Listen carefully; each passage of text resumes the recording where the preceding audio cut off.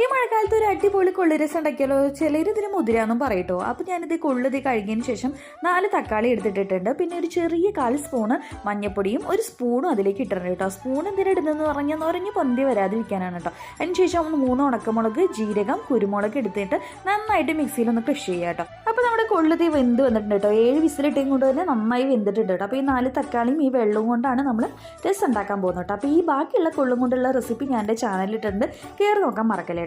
അപ്പോൾ അതിലേക്ക് ഒരു ചെറിയ കഷ്ണം പുളി ഇട്ടിട്ട് നന്നായിട്ട് കൈ കൊണ്ട് നന്നായിട്ട് പിഴിഞ്ഞെടുത്ത് മാറ്റി വയ്ക്കുക. അതിലേക്ക് കുറച്ച് മാത്രം വെള്ളം ഒഴിച്ചിട്ട് ആവശ്യത്തിന് ഉപ്പിട്ടും ചേർത്ത് വയ്ക്കുക കേട്ടോ. ഒരു പാനിലേക്ക് വെളിച്ചെണ്ണ ഒഴിച്ചെടുത്തതിന് ശേഷം നമുക്ക് നീളത്തിലെരിഞ്ഞ വെളുത്തുള്ളി, ചെറുള്ളി, പച്ചമുളക്, കരിവേപ്പില നന്നായി മൂപ്പിച്ചെടുക്കുക. അതിലേക്ക് ആ പൊടിയും കൂടി ഇട്ടിട്ട് ഒന്ന് മൂപ്പിച്ചെടുക്കണേ.